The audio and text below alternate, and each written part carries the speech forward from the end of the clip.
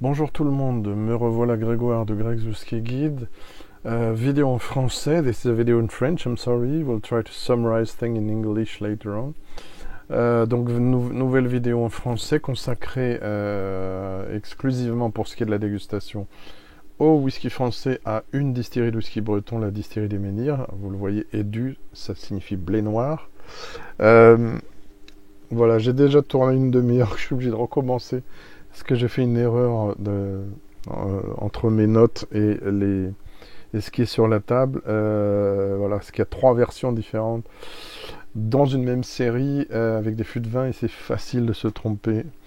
Et j'ai eu un souci technique entre temps. Donc c'est pas grave, on recommence au liqueur. Donc voilà, content de vous retrouver après la semaine dernière. Joli week-end passé dans ma famille près d'Amiens. Et près d'Amiens, figurez-vous, il y a une distillerie de whisky artisanale et familiale,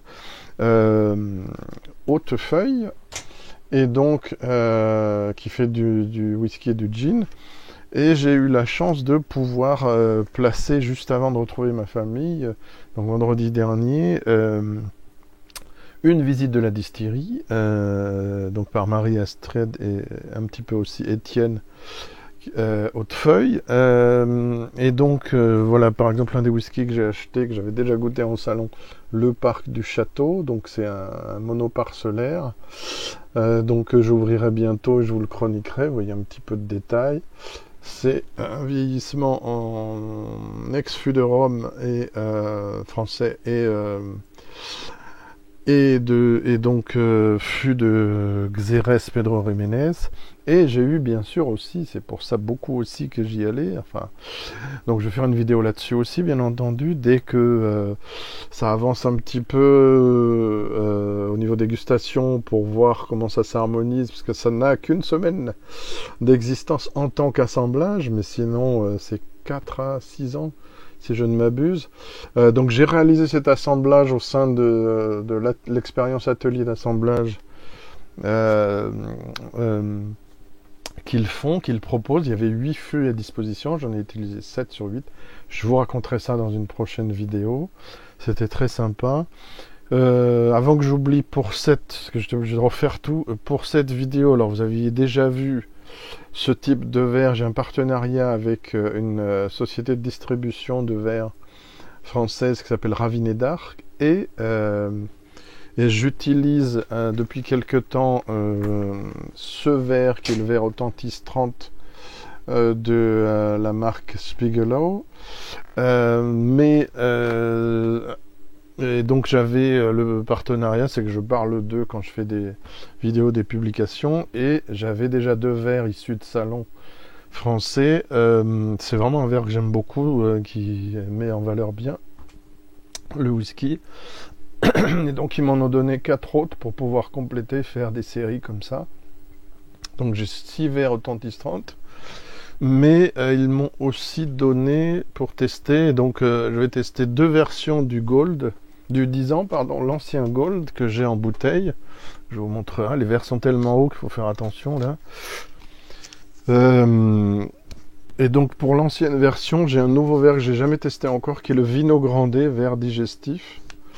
Mais comme je connais déjà le whisky, voilà, ça ne sera pas trop déconcertant. Et pour le Dorn à Dorn, qui est la seule bouteille que j'ai, enfin j'ai aussi le Brocéliande, mais enfin du set qu'on teste aujourd'hui, je veux dire, j'utilise pour la première fois aussi, mais je connais le whisky, j'ai déjà goûté 4-5 fois, un verre expert de chez Spiegelau également. Donc voilà, on verra ce que ça donne. Et donc pour le reste, je remercie vraiment, la distillerie est dirigée aujourd'hui par les 3 frères Lelay. Donc je remercie beaucoup Loïc Lelay qui m'a envoyé ces échantillons presse. Comme vous voyez, ça peut pas être vendu, c'est vraiment destiné à la presse et à parenté, donc les youtubeurs, etc. Donc il m'a gentiment envoyé une nouvelle série carnet de voyage en échantillons. Et il y a ajouté, il m'avait déjà donné un échantillon du Graal, nouvelle version du 21 ans, qu'on goûte, qu'on va découvrir là, c'est presque une avant-première. Il n'y a pas beaucoup de gens qui l'ont goûté encore. Donc il y a 3 carnets de voyage affinés en fût de vin. Et il y a le nouveau 10 ans qui remplace... alors il faut quand même leur rendre hommage de mettre des comptes d'âge pour remplacer des whiskies sans compte d'âge à l'heure actuelle, avec tout ce qui se passe, les distilleries qui ferment, etc. Donc on a le nouveau 10 ans qui remplace le Gold, voilà, dont j'ai une bouteille. Et comme vous pouvez le constater aussi, hormis des éditions spéciales, toutes les bouteilles sont désormais trapues et plus lourdes, comme le Brocéliande que j'ai là, que j'ai déjà chroniqué. Je mettrai un lien vers les Brocéliandes, il y en a beaucoup que j'ai déjà chroniqué. Alors le 10 ans est là, il ne faut pas que je me trompe, voilà.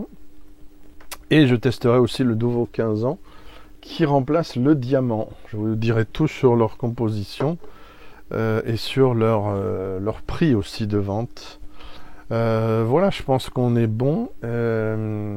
J'en étais où oui, parmi les autres nouvelles, mais c'est pas encore une nouvelle, donc je suis un peu superstitieux. Je vais participer au concours Ben Romar Champions 2025, la première édition a eu lieu l'année dernière, où sur candidature avec une vidéo expliquant notre relation à Ben Romar, ce qu'on pense de Ben Romar.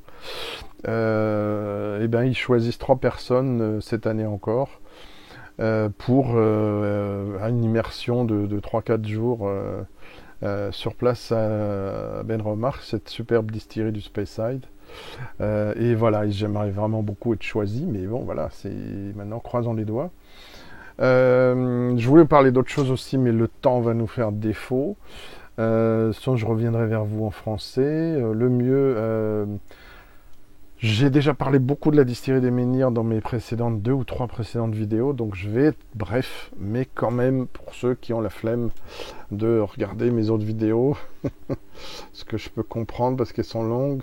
En gros, ce que vous devez savoir, c'est que la distillerie des Menhirs, donc, est située en Bretagne, à Plomelin, c'est vers l'ouest. Est-ce qu'on voit la pointe ici? Oups. Voilà, au bout de mon doigt, si on peut voir quelque chose. Voilà, c'est une distillerie qui est née en 1986, qui fait d'autres choses que du whisky, je vous montrerai. A commencé à distiller en 1999. Et premier whisky qui est sorti, c'est les du Silver en 2002. Donc le blé noir, c'est la première distillerie de whisky à faire du blé noir au monde, selon toute vraisemblance. Voilà, je vous remontre Loïc Guédessi avec sa femme Christelle. C'est la partie plus communication. Et vous voyez, bah oui, il est décédé malheureusement, Guy Lelay, le fondateur, et donc d'autres membres. Le blé noir, ça ressemble à ça avant d'être travaillé. Donc voilà. Et donc, alors, ce n'est pas une céréale, encore une fois, pour ceux qui ne le savent pas, mais une polygonacée. Donc c'est une plante cultivée pour ses graines. Donc on appelle ça une pseudo-céréale. C'est pas péjoratif, c'est quand même quelque chose d'intéressant. En plus, cultivé localement en Bretagne, là. Pour vous donner une idée, la catégorie de plantes ou de pseudo-céréales s'apparente également à l'oseille ou à la rhubarbe. Voilà. Donc on est sur quelque chose qui est entre plusieurs types de cultures. Et donc c'est du blé noir IGP de variété harpe, comme la harpe de musique. Et donc c'est du blé noir pour être complet, qui se prénomme aussi surnommé sarrasin en Bretagne. Et donc elle est sans gluten, voilà, pour ceux qui ça intéresse. Qu'est-ce que je peux vous dire d'autre? Là on voit le fameux chai cathédrale qui est célèbre, et le blé noir tel qu'il est, voilà, après d'être travaillé. Et voilà, et donc parmi leurs autres productions, il y a aussi l'Edgwen qui est on dirait si c'est de l'orge non maltais, donc on dirait que c'est un single grain, là ils appellent ça whisky pur orge.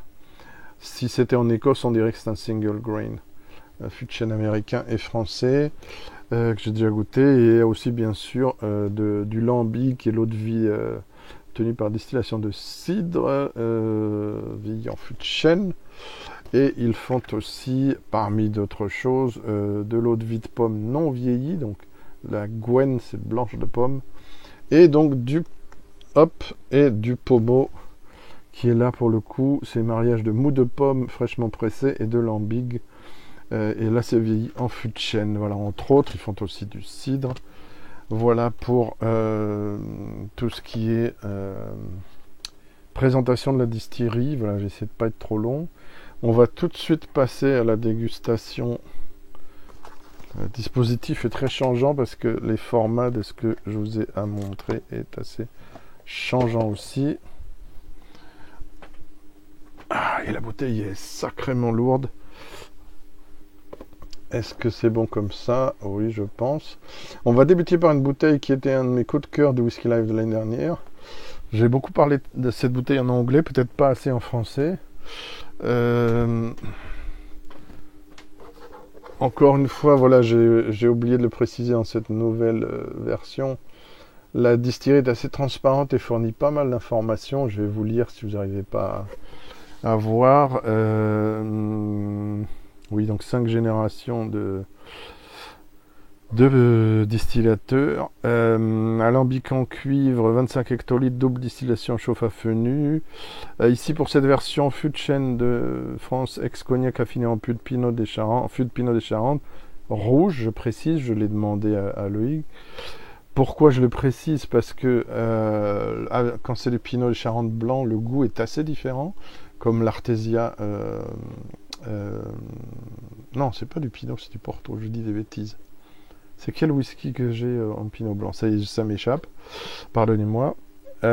Alors, très important aussi, c'est un whisky, il a une belle couleur, mais la couleur est naturelle et il est non filtré à froid, ce qui est quand même un plus pour les amateurs pointus de whisky. Je vous dirai ce qu'ils en pensent eux au niveau... oui, réduction lente et progressive avec l'eau de source de Pont-Ménière. Ça c'est important aussi, une réduction faite trop rapidement massacre le whisky. Donc je vous ai dit, je sais plus si je vous ai dit, oui, donc Parteria Spiegelau, donc le verre que j'utilise là, comme je l'ai jamais essayé, je l'ai mis sur un whisky que je connais déjà, comme ça il y a moins de surprises. C'est un verre assez large, et pourquoi il y a des gouttes et tout, c'est parce que je l'ai déjà goûté dans la première version. Voilà, vous savez tout. J'espère que j'ai rien oublié.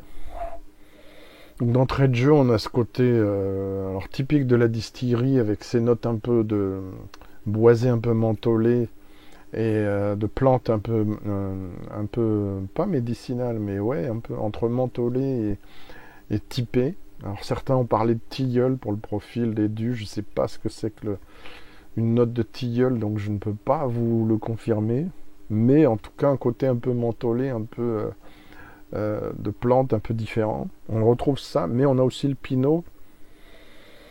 Et un côté fermentaire, c'est le cidre, hein, la fermentation du cidre.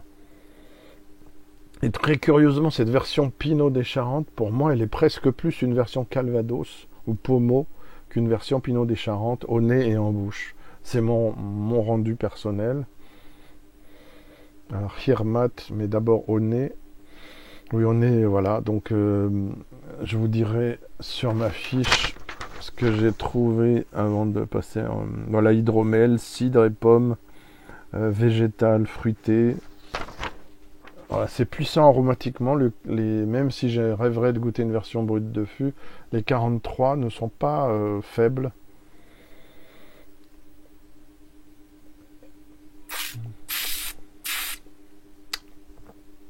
En bouche, c'est gourmand. Il y a la pomme, ensuite l'hydromel.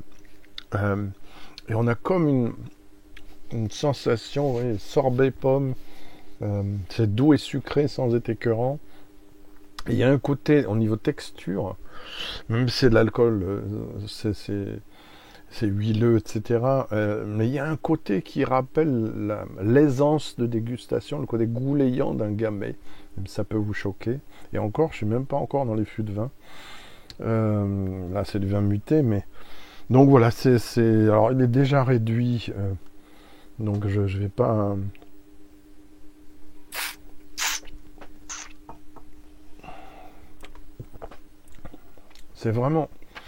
C'est très agréable si vous aimez le profil typique, un peu même poiré, sur celui-là pomme poire, mais pas de Scooby-Doo. Donc c'est relativement complexe, c'est surtout très très facile à boire, floral, fruité, végétal, et tellement agréable que j'ai mis un 89 sur 100. Voilà, ça peut choquer, mais je pense que ça les vaut. Comme j'ai acheté cette bouteille, on ne pourra pas me dire que voilà. Merci pour le premier whisky. C'est super lourd. Pour le deuxième, donc je vais repasser à mon dispositif carnet de voyage. Donc avec des visuels, je remercie chaleureusement Loïg que lui-même m'a fourni. Voilà, j'ai obligé de les attacher parce que j'ai eu un souci dans la première vidéo avec le papier qui partait avec le... J'essaie de vous donner l'info par contre parce que c'est toujours mieux. Donc c'est une nouvelle série de 2025, les carnets de voyage. En collaboration, j'avais pas le nom sur l'affiche, donc je vais le trouver pour vous là, plutôt que de rajouter. Ça n'empêchera pas, si j'y pense, de rajouter. Alors j'espère qu'ils vont le mettre ici sur l'affiche Maison du Whisky. Pardonnez-moi, prendre quelques secondes pour vous donner cette précision. Eh bien non. Donc il va falloir que je cherche encore.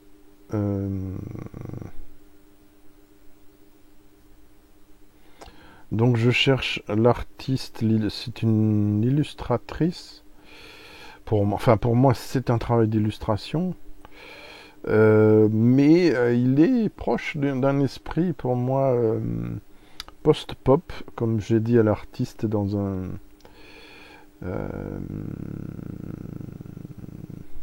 commentaire. Mince alors. Ah zut, l'artiste n'est pas noté là-dessus, ça m'embête. Peut-être dans un autre article, j'espère. Sinon, c'est un peu embêtant.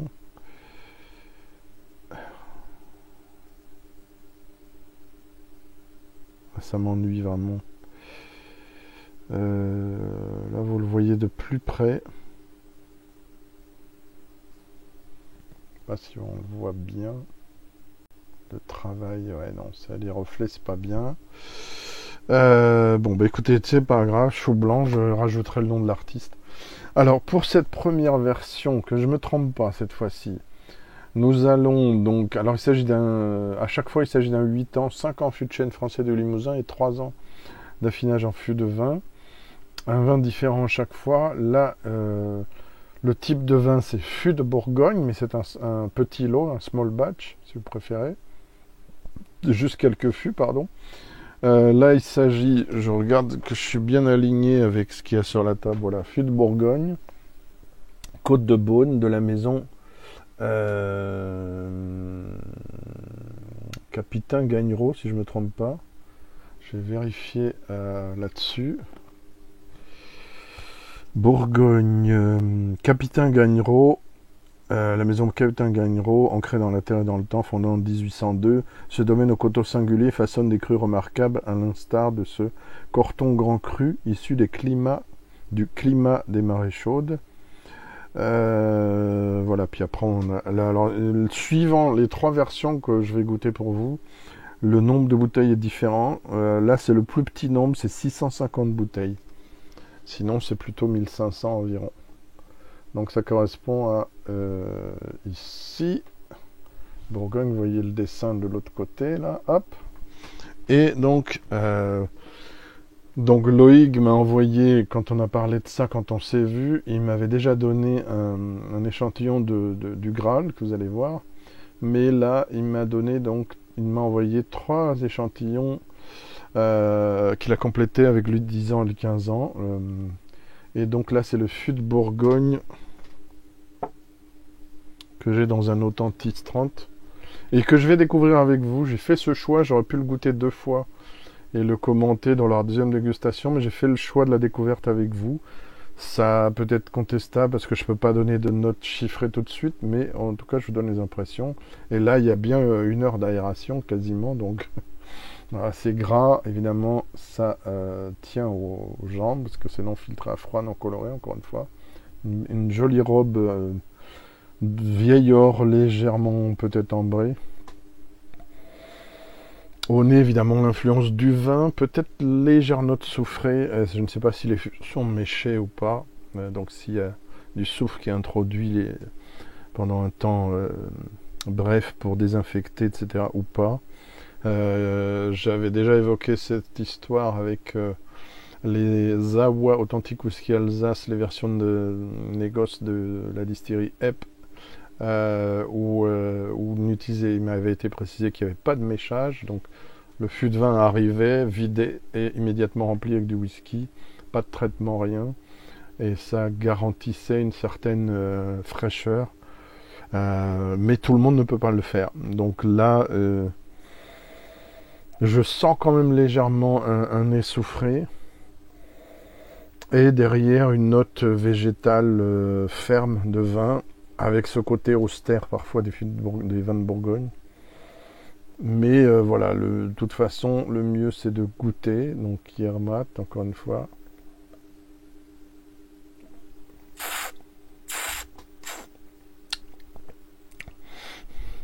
Ah, ouais, oui, c'est bien mieux en bouche qu'au nez. Alors on n'est pas si loin du Dorn à Dorn. Est-ce que j'ai expliqué que Main dans la main, oui, pour le Dorn à Dorn, c'était un hommage à Robert Léoté, qui est un consultant spiritueux et spécialiste des alambics, qui a aidé le fondateur Guy Lelay à créer la partie whisky de la production. Donc là, oui, il y a de jolies notes de fruits rouges, de fruits noirs, de fruits cuits, un peu... C'est très fin. J'avais déjà eu une série d'échantillons avec des affinages de vin. Je trouve que là, le travail il est plus abouti pour le moment. On est à 46 sur les 3 fûts de vin, alors qu'on était à 43 degrés pour le Dorn à Dorn. Et on reviendra à 43 pour les 10 ans et 15 ans, mais je leur dirai.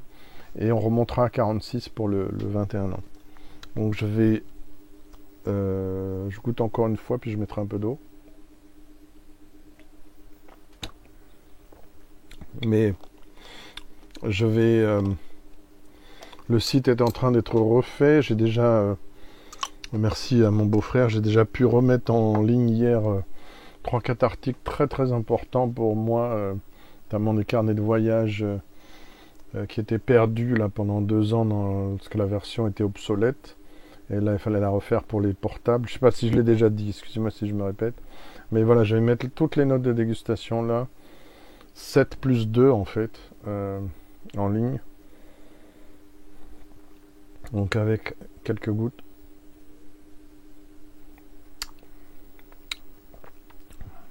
C'est fin, ça fonctionne. On retrouve ce côté légèrement mentholé, blé noir typique, bravo. Et en même temps, on a ce côté un peu austère et élégant, même pas tannique en fait, mais structuré du vin de Bourgogne. Bravo, c'est très bien fait. Alors, je note pas de notes chiffrées comme ça, mais on serait vers les 88 plus facile.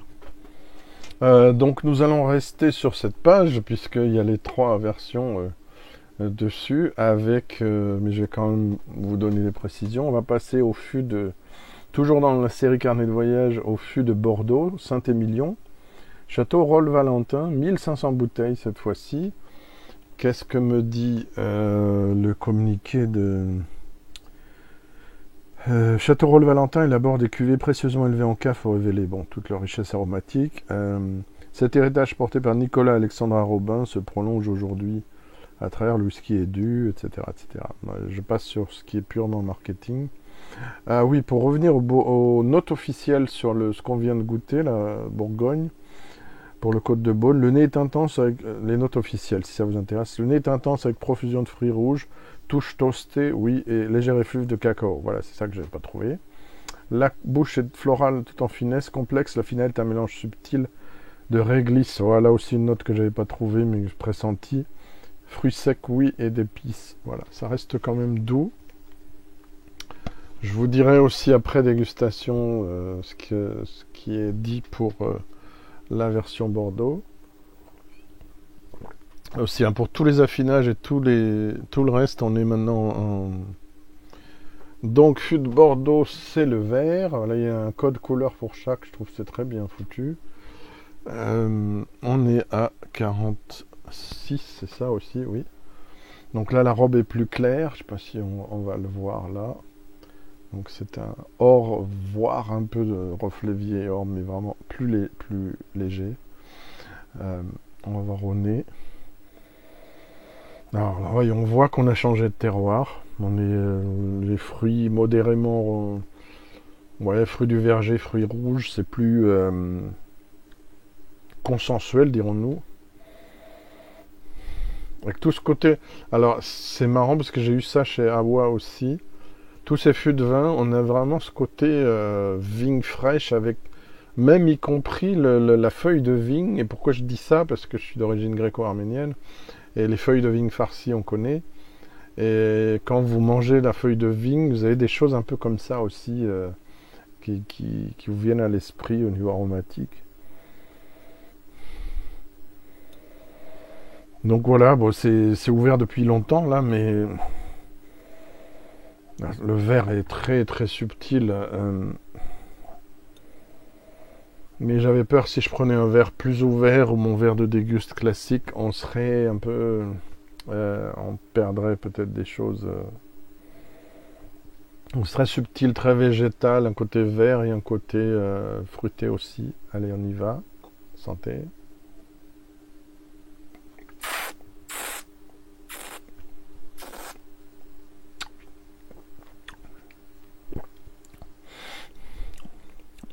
Alors, un côté plus rond, petit peu plus d'acidité. Ça évoque un vin plus jeune que celui utilisé pour le premier, pour le Bourgogne. Mais en même temps, il y a rien de choquant. Saint-Émilion, oui.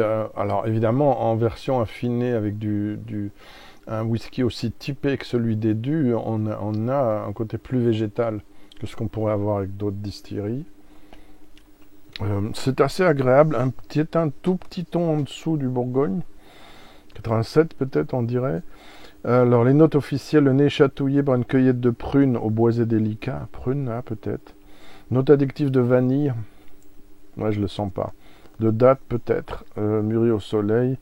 La bouche longue et pleine exprime le côté tannique de Bordeaux avec une note finale et fraîche de menthe ciselée. Waouh, alors là, ouais, c'est peut-être ça que je dis par le côté végétal. Pardonnez-moi, je suis pas aussi pointu que la personne qui a rédigé ces notes, apparemment. En tout cas, pour une première dégustation. J'ouvre un tout petit peu, juste deux gouttes d'eau.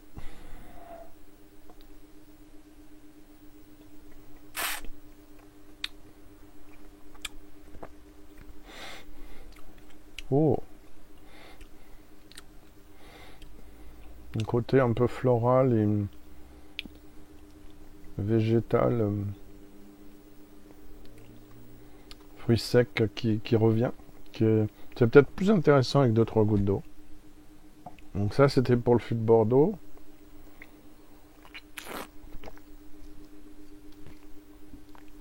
On va rester avec ce visuel pour peut-être le plus typé sur le papier en tout cas avec Bourgogne, Vallée du Rhône.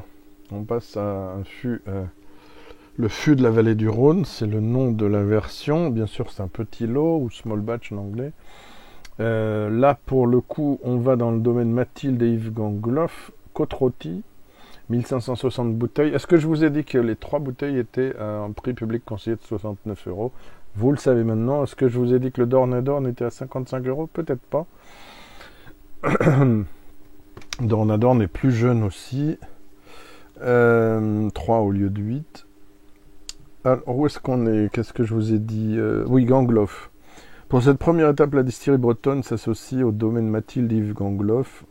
Niché sur les pentes escarpées de Condrieu et de Côte-Rôtie, ce vignoble façonne depuis les années 80 des cuvées de caractère, etc., etc. Là, c'est du marketing. Je vous dirai après ce qu'ils pensent du profil aromatique. Pas été influencé moi-même par ça. Et avant de passer, il faudra que je pense à regoûter le Brocéliande pour vous avant de repasser aux 10 ans et 15 ans pour donner une perspective aussi. Donc on a dit qu'on est Vallée du Rhône pour celui-ci. Avec, je pense, le plus foncé des trois. On tire vers l'orange, l'ambré. Ouh. Ah oui, beaucoup de caractère, beaucoup d'élégance. Donc Côte-Rôtie, un des cépages favoris de mon frère, Constantin, au passage, petit clin d'œil.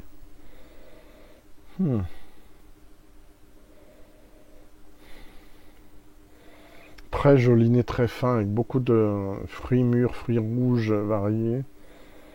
Des prunes peut-être là aussi, pas sûr, des cerises. Mais bien mûrs. Peut-être de fruits des bois.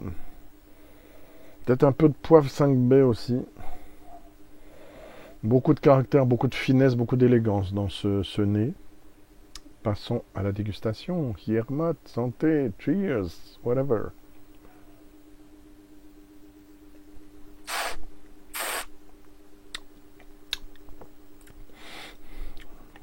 Ah ouais. En bouche, les promesses du nez sont remplies. C'est très fin. 46, c'est 46, mais j'en remets un peu. J'ai l'impression que il serait peut-être pas mal à 50 celui-là plutôt. C'est pas facile, hein, parce qu'en plus, voilà, vous devez maintenir un certain prix, plus vous montez en alcool, et je le sais, parce que je travaille avec une distillerie, plus c'est cher. J'ai assemblé pour une distillerie française aussi, plus c'est cher. Après, bien sûr, c'est la distillerie qui détermine le prix qu'elle met par rapport à ce qu'elle a d'autre, ce qu'elle pense en tirer. Il y a les taxes sur l'alcool, les vignettes, sécu, tout ça, mais une certaine marge de manœuvre demeure. Allez, pourquoi j'en ai remis? Parce que je veux l'ouvrir avec suffisamment de quantité pour pas le noyer. L'ouvrir avec de l'eau après.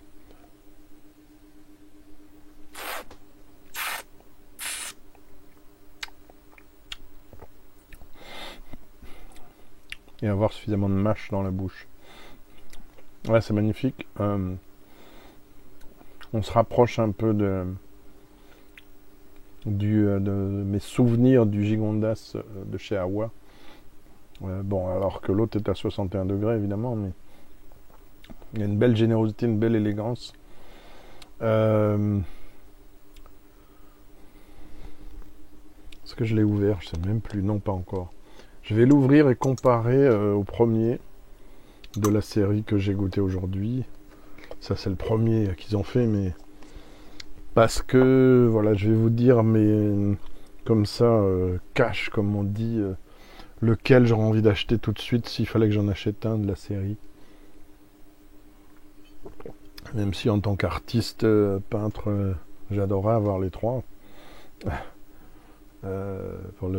la fois pour le contenu et le conditionnement et le travail artistique.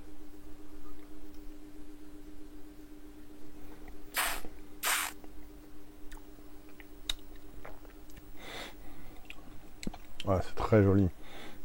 On se rapproche un peu je fais une nouvelle tentative.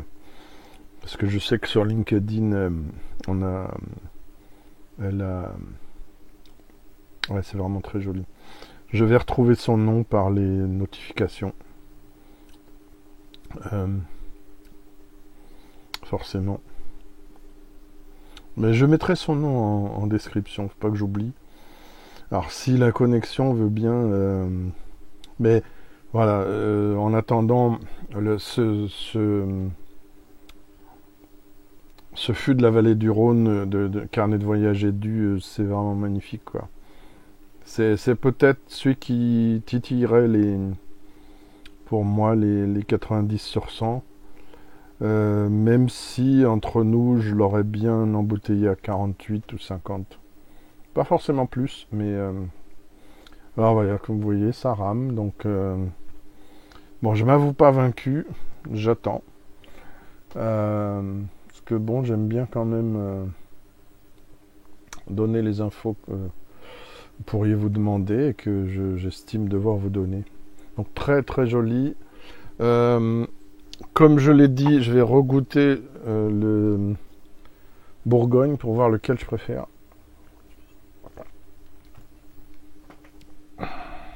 Même si je l'ai dilué, donc...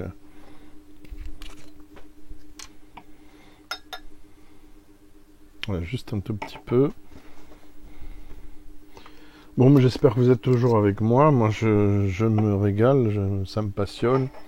Et vraiment, ça me fait plaisir de mettre en valeur ces distilleries françaises qui devraient être plus connues et plus reconnues à l'étranger aussi. Parce que c'est vrai, on parle beaucoup d'armorique, mais on parle pas beaucoup d'édu, alors qu'ils sont vraiment des pionniers, des artisans.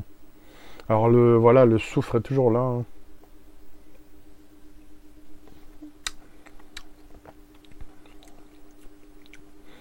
Ouais, c'est joli quand même, hein. Mais c'est vrai que j'aurais un peu peur de la pérennité chez moi de cette bouteille. En vallée du Rhône. Ah ouais. Je regardais à quel visuel ça correspond. C'est celui qui est à droite sur votre écran.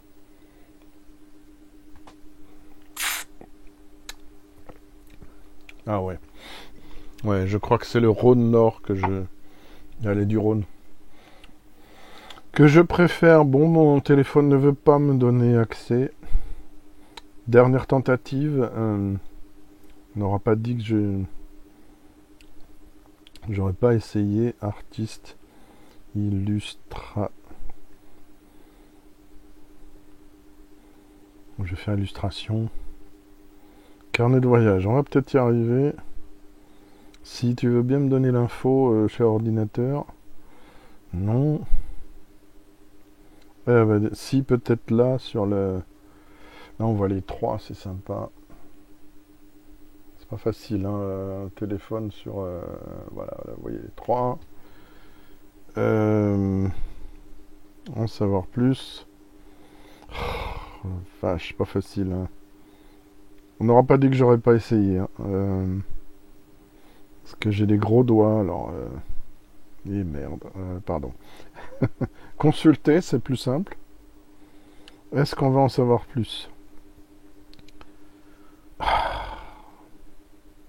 Alors là, j'en veux un peu à la distillerie parce que pour le coup, elle n'a pas mis ça en avant. Et c'est pas bien par rapport à l'artiste. Peut-être qu'elle l'a mis ailleurs, je vais pas leur jeter la pierre, mais elle aurait dû plus communiquer sur...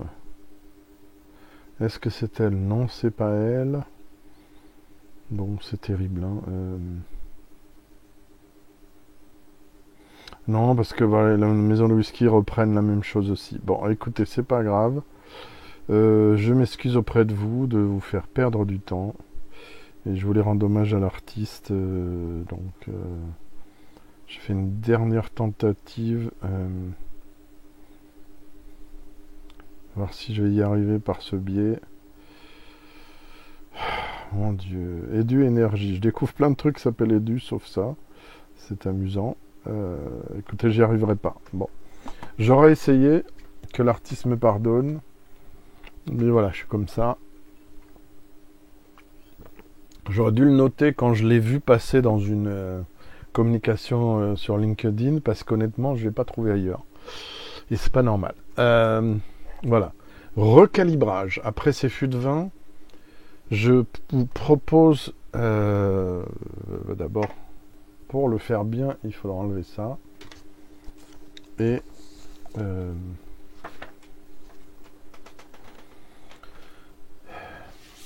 Ouais, on va aller... Ah, mais je suis bête. Alors vraiment, je m'excuse. Vous voyez, j'avais les visuels pour les trois et je les ai pas utilisés. Honte à moi.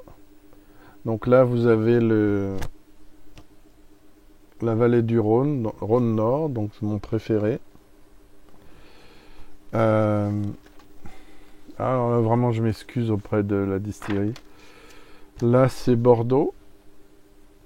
J'aurais dû utiliser ces visuels, mais voilà, c'est dans le feu de l'action.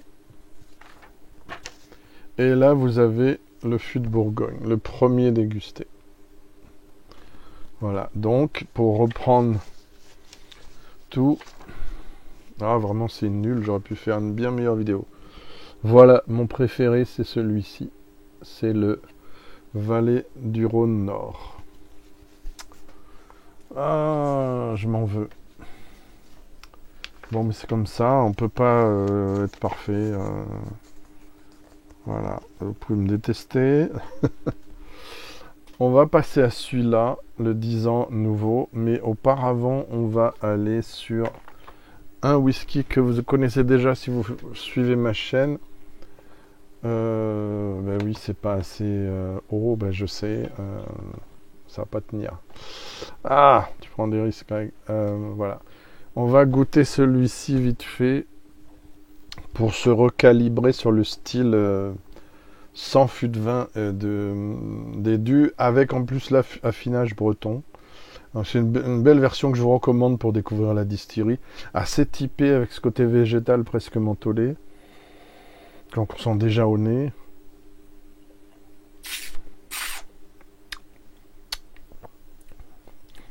Grande complexité. Ultra typique. S'il y a bien un whisky de terroir là, les gars, c'est celui-là. Pour la France, on peut mettre celui-là en tête ou parmi les plus typés. Voilà, le chêne breton apporte quelque chose d'un peu différent du chêne de Limousin. Il y a un petit côté mentholé. C'est très fin, c'est très subtil. Qu'est-ce que je peux dire si je regarde les notes officielles, j'ai déjà chroniqué. Notes boisées délicatement vanillées, riches et complexes, etc. etc. Après, c'est des choses plus subjectives, enfin qualificatif. Mais voilà, très jolie brocéliande. Donc pour l'instant, vous voulez le côté goulayant, prenez le Dornadorn, c'est splendide, ça va tout seul, comme une lettre à la poste. Vous voulez le côté plus subtil, plus complexe, plus âgé aussi de 2 ans, prenez les dus brocéliande. Et bien sûr, on va aller sur des comptes d'âge. Vraiment chapeau la distillerie d'aller sur des comptes d'âge maintenant, plutôt que de garder les appellations précédentes. Pourquoi je dis ça? Parce que nous allons maintenant tester... c'est beau, hein, comme packaging aussi là encore. Nous allons tester les dus 10 ans, donc c'est une sortie fin 2024 ou début 2025, qui succède à ma bouteille. Donc on va goûter un échantillon, mais offert par la distillerie. Mais moi j'ai l'ancienne version qui s'appelait Gold, double distillation vieillant fût de chêne de France, single distillerie. Qu'est-ce qu'il y a marqué d'autre? C'est un peu petit. Blanc sur beige, c'est pas facile. Voilà, il n'y a pas d'information particulière, il y a une note de dégustation derrière, mais... Et en fait, on va faire un truc que peu de gens vont faire. Et là encore, donc, je vais utiliser un Verspiegelau fourni par Raviné d'Arc, le Vino Grande, un verre qui est un peu différent. Donc voilà le 10 ans actuel. L'échantillon. Est-ce que je peux le mettre là, mais on ne le verra pas. Donc ça, c'est le verre Vino Grande. Et ça, c'est le verre Authentis 30 que j'utilise le plus souvent maintenant. Vous voyez, le Vino Grande est un peu plus petit, mais c'est un petit peu le même principe. Les deux sont très beaux pour moi. C'est plus long, il est plus long le Vino Grande.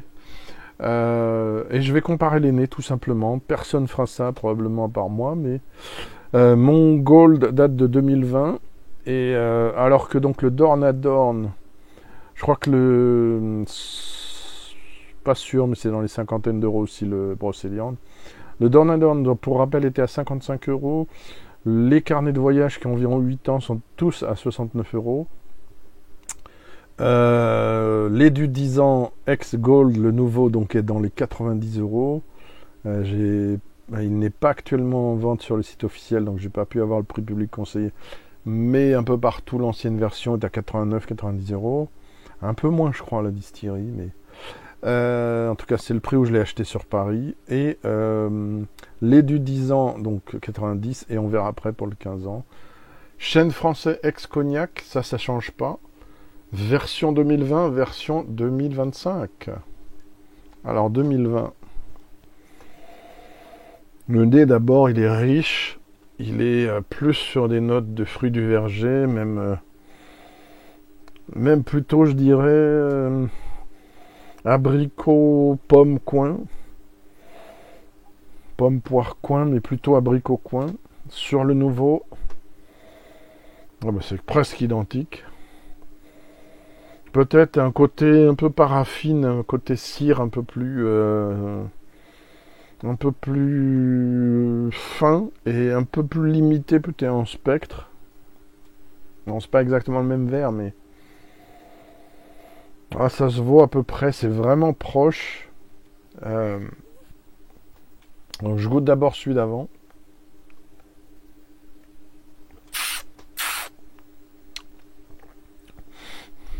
C'est superbe. Vraiment, on a un accomplissement avec 10 ans d'âge.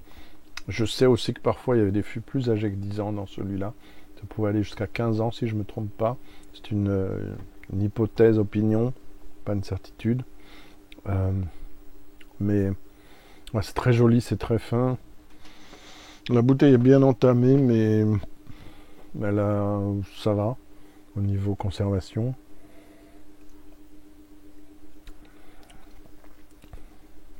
C'est 43 degrés, j'ai oublié de le dire. J'aurais préféré 46 sur ces versions 10-15 ans. C'est très fin, c'est assez... c'est ultra fondu, honnêtement. Il n'y a rien qui domine. Et il n'y a pas cette note mentholée qui peut gêner certains sur les précédents.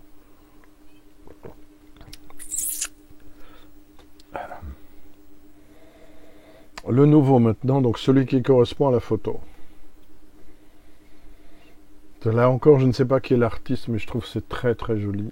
Ça évoque évidemment le sarrasin que je vous ai montré au début, les fleurs du blé noir, les fleurs de la plante, de la polygonacée.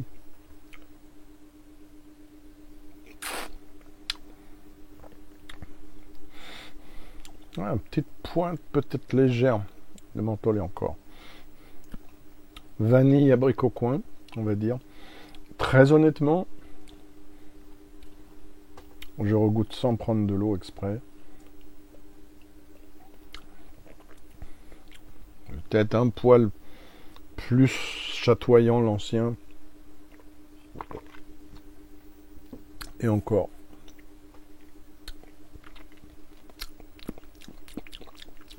Pourquoi je fais tout ça? Je rince mon palais, mais je l'assèche à nouveau pour ne pas avoir d'impression d'humidité, de water down en anglais, de descendre avec de dilution, pour pas désavantager celui qui vient là, donc le 10 ans actuel.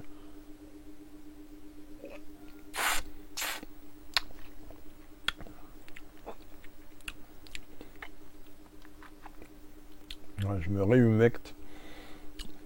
Pareil pour bien évacuer. Et je regoute l'ancien. Oh, c'est joli. Peut-être un poil plus de profondeur sur l'ancien. Mais très très honnêtement, il y a une feuille de papier à cigarette entre les deux.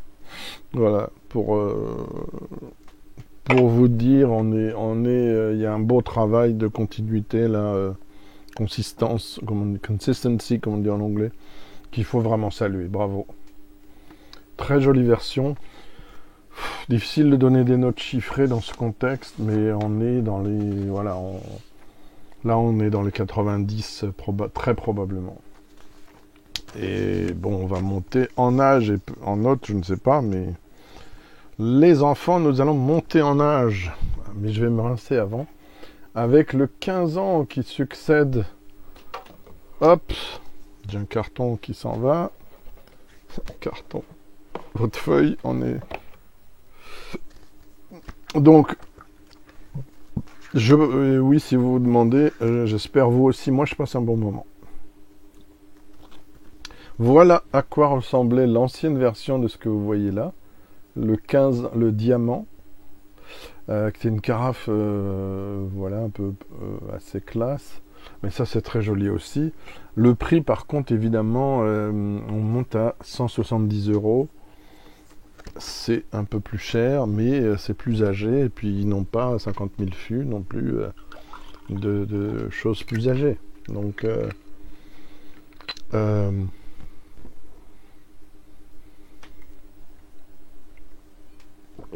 à savoir aussi, mais bon, je vais le redire pour le 21 ans.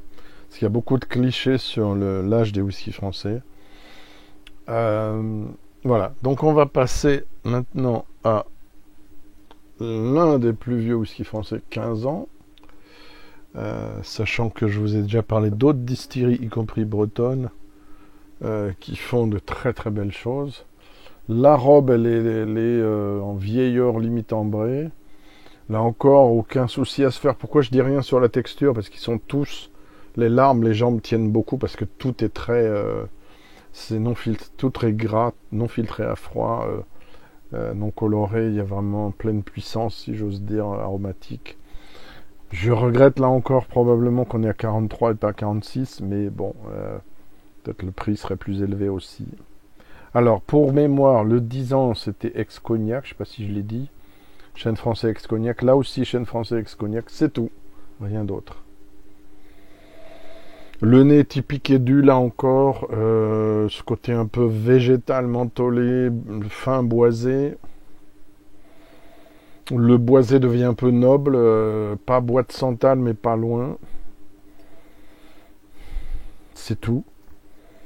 C'est fin, élégant, complexe, typé, particulier, c'est pas pour tout le monde. Je veux dire, c'est pas votre... et pourtant, j'aime bien, c'est pas votre grande ou votre Ballantines, là. Si vous n'aimez pas les whisky typés, c'est pas pour vous. Si vous êtes curieux et ouvert d'esprit, qu'il n'y a pas que les whisky écossais qui comptent pour vous, essayez et dû. Je suis pas payé pour. Encore une fois, il faut soutenir le whisky français face à tout ce qui se passe au niveau international et aux taxes sur les produits français. Cognac en premier, il faut soutenir, Armagnac après, et après autant. Et derrière, les whiskies, bon, ils sont pas assez exportés pour l'instant, donc ils risquent moins. Mais voilà, c'est compliqué quand même. Voilà, c'est très fin. Le boisé devient... Là encore, c'est un boisé ultra typé, personnalisé. Hein. C'est pas... Allez, on va aller en bouche Yermat.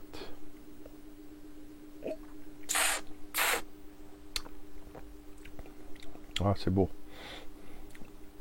Là, il y a vraiment un accomplissement du temps pour affiner ce style fruité, typé, végétal, floral. C'est difficile à décrire, c'est embêtant, mais c'est ultra fondu. En fait, c'est ça qu'il faut retenir. Déjà, le 10 ans était très fondu, mais là, c'est encore plus fondu. J'espère que le micro marche, parce que j'aurais pas envie de recommencer, non pas pour le plaisir, mais pour le boulot qu'il y a. De rien, ces vidéos sont longues à préparer et à mettre en œuvre, et même à mettre en ligne. Donc, merci si vous les regardez en entier, encore, merci beaucoup.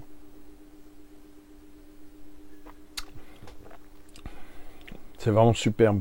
Il y a une légère note.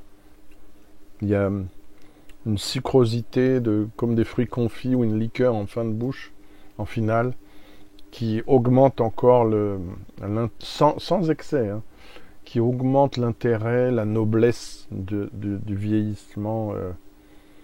Et vraiment, là, il me faut tirer le chapeau aux frères Lelay, parce que de nos jours, avec les coûts de production, le verre aussi, je pense qu'ils vont changer de verre, mais pour l'alléger, si c'est pas déjà fait, je crois, j'ai vu passer un truc. Pareil pour les concurrents Armorique et autres. On va vers un allègement des coûts. Le verre coûte cher, on va aussi vers moins de poids. Là, c'est assez lourd, la bouteille, comme vous l'avez vu. Mais au niveau du contenu, il y a vraiment, il faut leur rendre hommage de mettre des comptes d'âge 10-15. Je vous expliquerai quand on sera aux 21 ans pourquoi. Vraiment, mais de passer du gold et du diamant aux 10 et 15, c'est quand même quelque chose d'important. C'est un événement à l'échelle de la production française, laissez-moi vous dire. Parce que, je vais le dire quand même tout de suite, contrairement à une idée reçue, et même à ce qui est médiatisé en France, et David Roussier, c'est pas moi qui le dis, David Roussier le dit dans une interview accordée à Léon Schuster de la chaîne allemande, mais en version anglaise, Whiskey Road, Malt Mariner Whiskey Roads, vérifiez vous-même.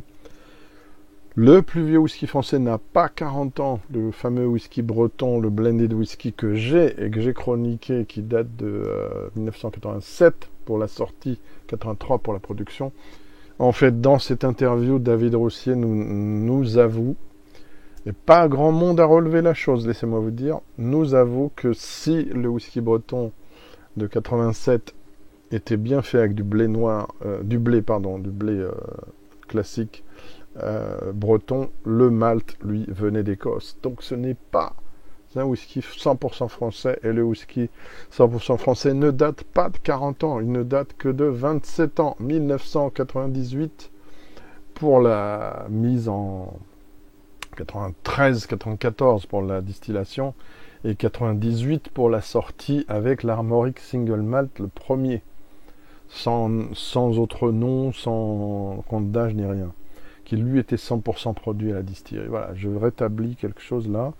Je vais maintenant ouvrir mon 15 ans. Vous voyez que vous avez des choses à apprendre ici encore. Chez moi et pas ailleurs. Bon, je me permets ce petit truc. Bon. Ouais, je sais, j'ai eu quelques critiques dures récemment, mais une personne anglo-saxonne, voilà, c'était une descente en flamme sur ma vidéo d'Arna Murkan. Ça m'apparaît quand même assez gratuit, j'ai même pas répondu. J'accepte les critiques si elles sont constructives et argumentées. Donc vous pouvez y aller. Waouh, il y a un côté maintenant, ce côté abricoté, orange même. Oui, j'avais pas qui ressort avec quelques gouttes d'eau. On sent, avec le 15 ans et le 21, on sent qu'on commence à être borderline de peut-être trop de bois, mais non, on est encore bon.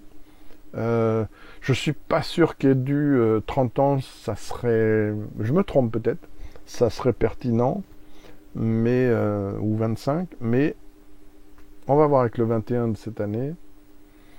Enfin, si j'ai bien compris, mis en bouteille en 24, distillé en 25, commercialisé en 25. Voilà, le 15 ans, ex-diamant avec quelques gouttes d'eau.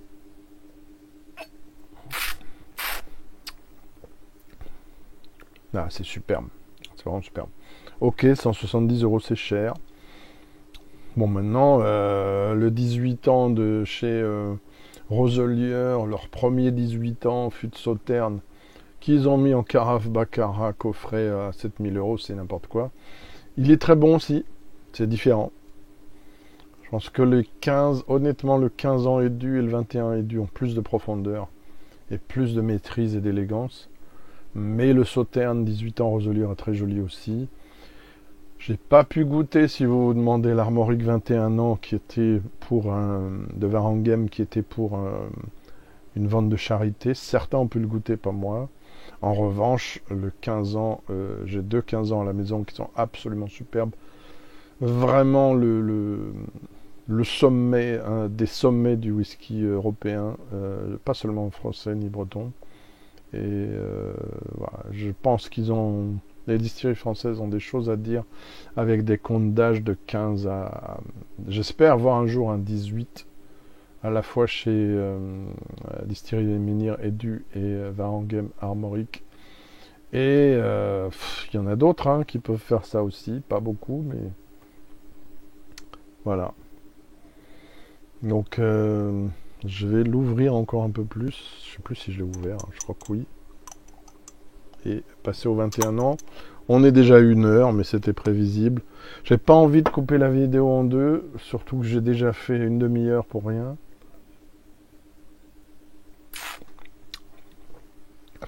Et ça me fait plaisir de passer 1 heure en votre compagnie. Donc... Excusez-moi. Ouf. C'est une première, pardon, sur ma chaîne. Ah la vache, désolé. Le ventilo plus l'alcool. Voilà, ça m'apprendra. C'est très joli. J'aurais du mal à mettre une note chiffrée comme ça là. Je vais faire un sujet sur mon site où je reviendrai dessus et je donnerai des notes chiffrées. Mais je pense que ça mérite un 90 plus, on va dire. Sur 100, bien sûr. Voilà, très joli, très très beau travail. So far so good, comme on dit, bravo. Et maintenant, alors, si vous allez voir ma vidéo spécifique sur le Graal de la première version de 2022, vous allez voir une photo beaucoup plus grande. Là, je vous mets juste ça, comme ça, c'est dans un coffret bois assez luxueux. Oui, laisse vieillir je vais vous lire ça quand même. Laisse vieillir tes meilleures barriques. Ce précieux conseil donné par son mentor Robert Léoté, dont je vous ai déjà parlé, auquel le Dorn Adorn en rouge là lui est dédié. Conseil donné au fondateur de la distillerie minière Guy Lelay, rest in peace, il n'est plus parmi nous, prend aujourd'hui tout son sens à l'apogée de ce nouveau compte d'âge et du Graal revient en 2025. Je crois que c'est une mise en bouteille de 24, mais commercialisée en 25. Pour une deuxième édition exclusive, distillée en 2003 par Guy Lelay, le fondateur visionnaire, avait alors prédit que la barrique de 350 litres, numéro 08001, en chêne roux du Limousin. Chêne roux, ça veut dire qu'il y a eu plusieurs passages et un travail de toastage, rejoindrait son Graal. La première édition des du Graal, lancée en septembre 2022, a marqué les esprits par sa qualité comme étant le plus vieux whisky français mis en bouteille. Le single cask, je rajoute mise en bouteille parce que, voilà, il le faut. Le single cask fête aujourd'hui ses 21 ans et 10 mois et se distingue de son aîné par ses 46 degrés de volume et sa gravure numéro 2 discrète. Élixir rare, il est limité à 365 carafes numérotées, préserve son mystère sous une cloche de bois noir, écrin élégant conçu par le français Wildcat Packaging dans une démarche RSE, responsable assumée. Voilà, vous savez tout ce qu'il y a à savoir, je pense. Pardon. Si le prix, vous savez pas, bon là ça fait mal. Ça pique, comme on dit, pour cet échantillon très généreux. Je remercie vraiment encore Loïc. Et ils sont super. Déjà, Christelle m'avait gratifié d'un sample, en plus de la dégustation que je faisais pas goûter à tout le monde, du Graal première version. Au live, parce qu'évidemment, ça a un coût. On peut pas faire goûter à 10 000, 20 000 visiteurs, vous imaginez. Tout le monde n'est pas motivé, ni même, à mon avis, désolé de vous le dire, compétent pour apprécier quelque chose de typé et de profond comme ça. Il y a des gens qui viennent au live. Il y a des gens très bien comme vous et moi. Tout le monde est très bien, je veux dire, je fais pas de... Vous voyez ce que je veux dire? Il y a des gens qui n'ont aucune éducation du palais, qui viennent goûter à tout, cocktail, machin, tous les spiritueux, qui vont pas faire de différence à la fin de la journée entre ce qu'ils ont goûté. Et il y a des gens, comme probablement la plupart des gens qui me regardent, qui même s'ils n'ont pas le palais super formé ni rien, ils savent quand même un peu la différence entre un bon whisky âgé, etc., ou même jeune mais très fort potentiellement, avec, entre guillemets, de la piquette de trucs, voilà, aseptisés. Pardonnez mon franc-parler. La robe, elle est ambrée, elle est foncée, mais pas tant que ça. Rappelons que on est en chêne roux du Limousin, on n'est pas en Chéri Pedro Jiménez ou je sais pas quoi de 50 ans. On s'en fout de la couleur. Si c'est bon, on s'en fout de la couleur. Voilà, dites-vous bien ça. Pardonnez-moi ce coup de gueule. On s'en fout. Pour rester poli. Wow, beaucoup de profondeur. Il a eu 1 heure et demie là pour s'aérer. Je pense que c'est très bien pour le coup. Beaucoup de profondeur. C'est une beauté sur le verre, les jambes comme ça, qui tiennent. Comment ça peine à dégouliner au bout de quelques secondes là. Mais très lentement en plus. C'est ultra fondu. Tout le style ultra typé des dus, il est là en jachère. Non, pas en jachère, pardon, c'est pas le bon terme. Il est là en essence, mais il est ultra fondu par le travail du bois.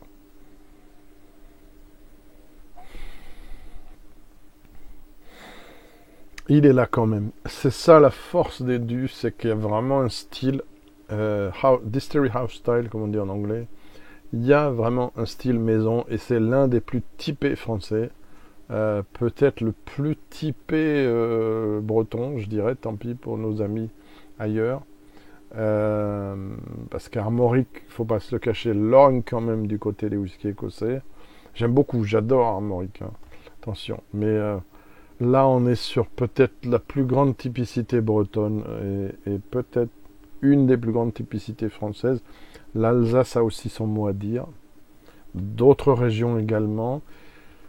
Certaines distilleries, je ne donnerai pas de nom là, pour moi, c'est dommage, ont une démarche qualitative, bio, tout ce que vous voulez, mais n'arrivent pas à définir vraiment quelque chose où elles arrivent à définir, mais elles n'exploitent pas toutes les possibilités à un prix raisonnable pour sortir des choses dont je pourrais parler là et acheter sans me couper un bras. Voilà, qu'est-ce que vous voulez que je vous dise? C'est comme ça. En tout cas, ici, on a vraiment une belle expérience au nez et je suis très curieux parce que je vais découvrir avec vous le palais de ce whisky très vieux et très rare. Santé. Et une pensée pour Guy Lelay qui nous a quittés il n'y a pas très longtemps. Et bravo à ses 3 frères, ses 3 fils, et à Christelle de reprendre le flambeau et toute l'équipe faire de belles choses pour nous. Et merci pour les samples.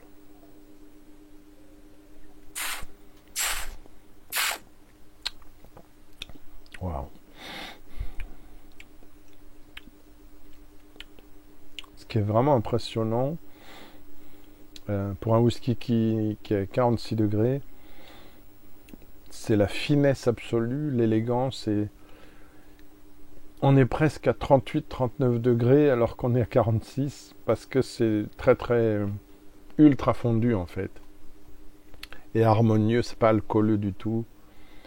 Je n'ai pas la seule information que je n'ai pas, très honnêtement, mais qui l'a, c'est est-ce qu'il a été légèrement réduit quand même. Est-ce que c'est son degré naturel ou pas? Je ne le pense pas. Mais vu le type de chai, je ne suis pas sûr qu'on soit loin de... Parce qu'aussi, il faut arriver à 365 carafes. Mon hypothèse, ce n'est qu'une opinion, c'est que peut-être qu'on était à 48,2, 50,4, 51 et qu'on a descendu à 46 pour avoir quand même un peu plus de quantité à fournir, contenter plus de monde. Je vois pas, très honnêtement, je vois pas un titrage de plus de 50. C'est possible toujours, hein, mais pour ce whisky. Euh, mais en tout état de cause, il est très bien comme ça aussi. Il m'impressionne, franchement, pour première dégustation. Je vais y revenir, bien sûr, il m'impressionne.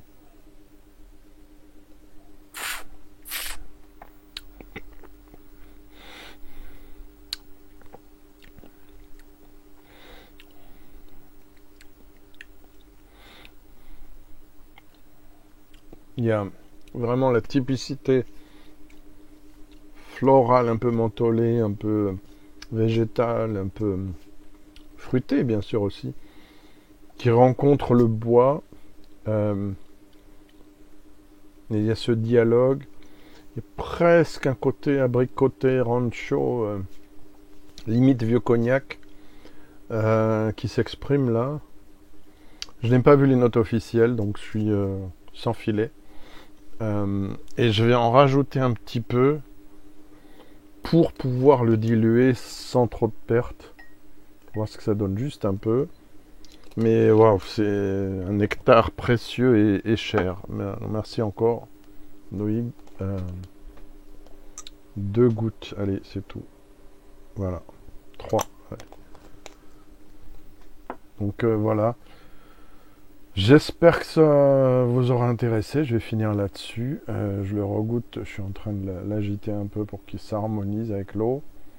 C'est pas anodin de rajouter de l'eau comme ça, alors que ça a probablement été réduit très très lentement déjà.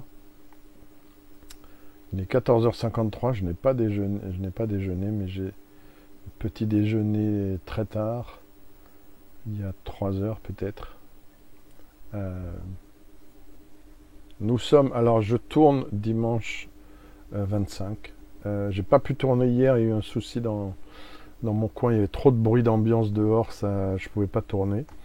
Donc la vidéo sortira plus tard que prévu, mais waouh, oh là là. Effectivement, je confirme, on arrive sur un territoire commun au vieux cognac, au vieux rhum, je sais pas, mais oui, il est commun au vieux cognac. Armagnac, non. Mais oui, on n'est pas loin de certains vieux cognacs. C'est superbe, c'est vraiment superbe. Là, on dépasse les 90-91, hein, à mon avis, sur 100.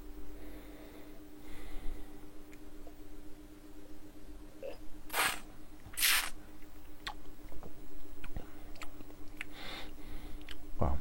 Beaucoup de profondeur, ultra fondu,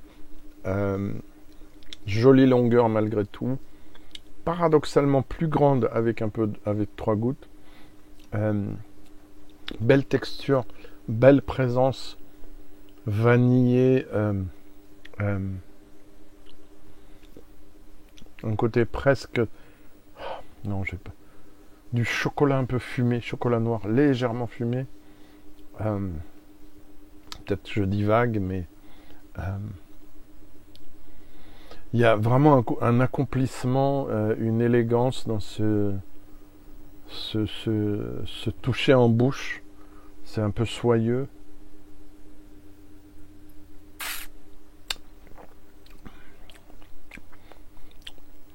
Petit côté caramélisation, sucre cristallisé, fruits confits en profondeur, dans le lointain. C'est un poème, hein. Donc oui, c'est cher, mais si vous en avez les moyens, en plus l'objet est beau, je l'ai vu, hein, dans sa version 2022, c'est un très beau coffret, ça vaut le coup. Voilà, merci d'avoir regardé, c'est magnifique, c'est une belle conclusion à cette vidéo. Ah, un peu de cigare blond, tabac blond. Peut-être le fond du café avec quand vous avez un peu trop sucré au fond. Caramel mocha. Il y a un petit côté mocha en finale, ouais. Ah, c'est très joli. Bon, voilà. Bon, bravo. Merci et merci d'avoir regardé. Et puis j'espère que c'était intéressant pour vous et à bientôt en français ou en anglais.